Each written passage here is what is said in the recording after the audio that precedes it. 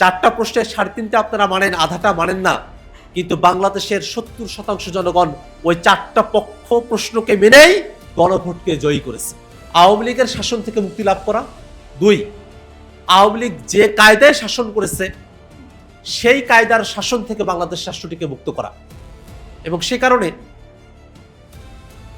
24 অভ্যুত্থানের আগেও বাংলাদেশে যারা বিরোধী দলীয় রাজনীতি করেছেন তারা সকলে রাষ্ট্র সংস্কারের আলাপে সম্মত হয়েছিলেন।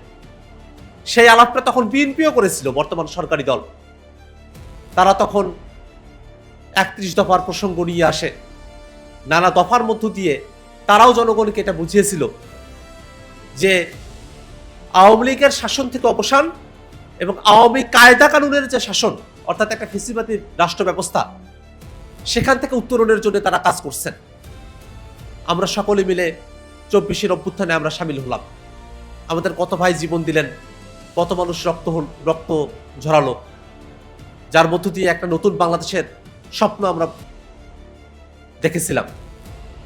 কিন্তু দুর্ভাগ্যের বিষয়, আমরা যখন ঐক্যমত্য কমিশনের আলোচনায় বসি সেই সময় থেকেই বাংলাদেশ রাষ্ট্রটার কাঙ্ক্ষিত সংস্কারের প্রশ্নে বিএনপি বাদ সাজতে শুরু করে এবং সে সময় থেকেই তারা আসলে সংস্কার বিপরীতে একটা অবস্থান গ্রহণ করতে শুরু করে।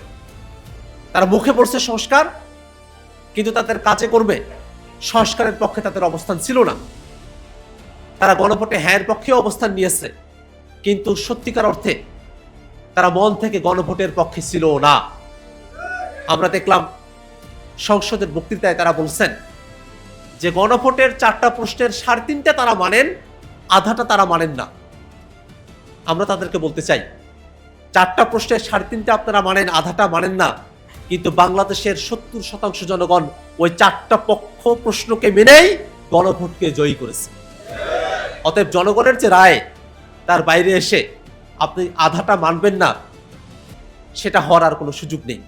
এবং কোন আধাটা আপনারা মানবেন না, যার মধ্য দিয়ে বাংলাদেশ রাষ্ট্রটার কাঙ্ক্ষিত সংস্কার হবে, সে আধাটা আপনারা মানবেন না। ভোটের পিয়ার অনুযায়ী উচ্চকক্ষ হবে, সেটা আপনারা মানবেন না।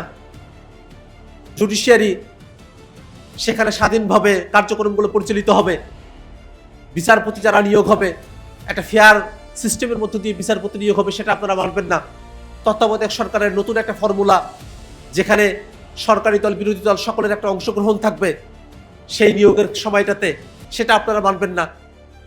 সরকারি কর্ম কমিশন পিএসসিতে নিয়োগ হবে একটা সুষ্ঠু প্রক্রিয়ার মধ্য দিয়ে, দুদকে নিয়োগ হবে সুষ্ঠু প্রক্রিয়ার মধ্য দিয়ে, সেগুলো আপনারা মানবেন না। তাহলে আপনারা সংস্কারের কোন অংশটুকুকে মানবেন? অতএব আমরা সরকারের কাছে বারংবার আহ্বান জানাবো, বাংলাদেশের মানুষেরা আর রক্তপাত দেখতে চায় না। বাংলাদেশের মানুষেরা একটা গণতান্ত্রিক উপায়ের মধ্য দিয়ে রাষ্ট্রটার একটা কাঙ্ক্ষিত সংস্কারের রূপান্তর তারা দেখতে চায়। সে কারণে সংসদের মধ্যে আমরা সকলে আছি, সরকারি দল আছি, বিরোধী দল আছি, আমরা সরকারের কাছে আহ্বান জানাবো অতি দ্রুত গণভোটের রায় মেনে সংবিধান সংস্কার পরিষদ বাস্তবায়ন করতে হবে।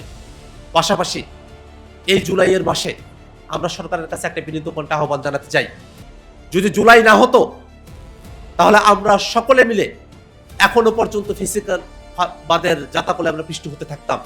জুলাই আমাদেরকে মুক্তি দিয়েছে, সে জুলাইয়ের বিপক্ষে নানা কলা কৌশলের মধ্য দিয়ে যে অবস্থান নিতে চায়, অনেকে চিত্রনায়িকা সাজে, অনেকে মডেল সাজে, অনেকে সিনিয়র সাংবাদিক সাজে, নানা কিছু সেজে তারা জুলাইয়ের বিপক্ষে তারা অবস্থান গ্রহণ করে, টকশোতে এসে কথা বলে, এমনভাবে কথা বলে যেন বা তারা মত প্রকাশের স্বাধীনতা প্র্যাকটিস করছে, কিন্তু বাস্তবতা সেটা নয়।